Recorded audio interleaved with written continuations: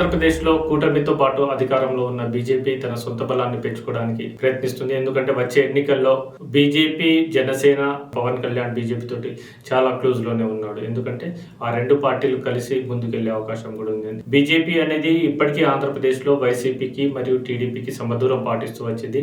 చివరి వరకు వైసీపీ తోటి ఎదురు చూసిన బీజేపీ వైసీపీ రాకపోవడం తోటి ఆ చివరి క్షణంలో టీడీపీ తోటి కలిసినట్టు తెలుస్తుంది. ఎందుకంటే ఏదో ఒక కూటమి తోటి, ఏదో ఒక ప్రాంతీయ పార్టీ తోటి బీజేపీ అనుసంధానం చేసుకోవాలని చూస్తుంది.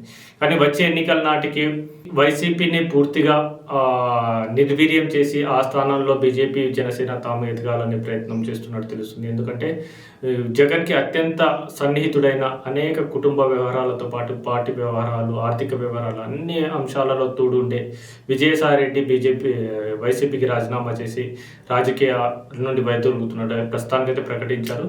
కానీ అతని ప్రకటన చూస్తేనే తెలుస్తుంది అతని వెనకాల బీజేపీ హస్తం ఉంటుందని. ఎందుకంటే అతను బయటికి వచ్చే క్రమంలో బీజేపీ అధినాయకులను పొగడడం, పవన్ కళ్యాణ్ పై కూడా సానుకూల దృక్పథం ప్రకటించడం, ఇవన్నీ చూస్తుంటే ఖచ్చితంగా అతను వీటి ప్రోత్సాహంతో బయటికి వచ్చినట్టు తెలుస్తుంది. అంతకుముందే ఆర్ కృష్ణయ్య వైసీపీ రాజీనామా చేసి బయటికి రావడము, బీజేపీలో చేరిపోవడము, చిరంజీవి కూడా బీజేపీ తోటి ఒక స్ట్రాటజిక్ రిలేషన్షిప్ లాగా మెయింటైన్ చేస్తున్నారు. బీజేపీ నాయకులు చిరంజీవిని అవకాశం ఉన్నప్పుడల్లా తమతోటే ఉన్నాడని ప్రొజెక్ట్ చేయడానికి ప్రయత్నిస్తూనే ఉంది. ఈ ప్రయత్నంలో భాగంగా వచ్చే ఎన్నికల నాటికి వైసీపీ దాదాపుగా బలహీనంగా అయితే ఆ స్థానంలో చంద్రబాబు నాయుడు వయసు రీత్యా యాక్టివ్ ఉండకపోవడం, లోకేష్ ఆధ్వర్యంలో టీడీపీ బలంగా ఉండడం మరియు జనసేన, బీజేపీ ఈ వైసీపీ స్థానాన్ని భర్తీ చేయాలని చూస్తున్నట్టు తెలుస్తుంది. ఎందుకంటే ఇప్పటికీ పవన్ కళ్యాణ్ అధికార పార్టీతో పాటు అధికారంతో పాటు ప్రతిపక్ష పాత్రను కూడా పోషిస్తున్నాడు. అవకాశం వచ్చినప్పుడల్లా ప్రభుత్వ తప్పులను ఎత్తి చూపిస్తూ అది తమ తప్పు కాదు, ప్రభుత్వం యొక్క తప్పు, టీడీపీ యొక్క తప్పు లాగానే అతను ప్రొజెక్ట్ చేస్తున్నారు.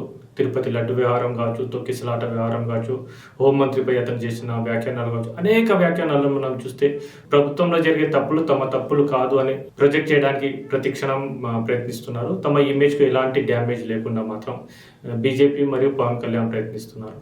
ఈ సందర్భంగా జగన్కి వీలైనంత వరకు అన్ని ఏకాకిని చేసి క్యాడర్తో పాటు నాయకులను తమ వైపు తిప్పుకోవడానికి వీళ్ళు ప్రయత్నాలు చేస్తున్నట్టు తెలుస్తుంది. ఒకవేళ అదే జరిగితే మాత్రం ఖచ్చితంగా వచ్చే ఎన్నికల నాటికి టీడీపీ ఒకవైపు మరియు జనసేన, బీజేపీ మరోవైపు కూటమిగా పోటీ చేసే అవకాశాన్ని అయితే కొట్టిపారలేము. ఎందుకంటే రాజకీయాల్లో ఏదైనా జరగవచ్చు. బీజేపీ చరిత్రను చూస్తే తాను ఎదగడానికి తన మిత్రులను ఏ విధంగా తొక్కిపెట్టి ఏ విధంగా వాళ్ళని నిర్వీర్యం చేస్తుందో మనం అనేక సందర్భాల్లో చూసాం. ఆ పార్టీని చీల్చడం కావచ్చు, ఆ పార్టీ నాయకులను లాక్కోవడం కావచ్చు, అన్ని రకాలుగా బీజేపీ తాను ఎదగడానికి ఏదైనా చేస్తుంది.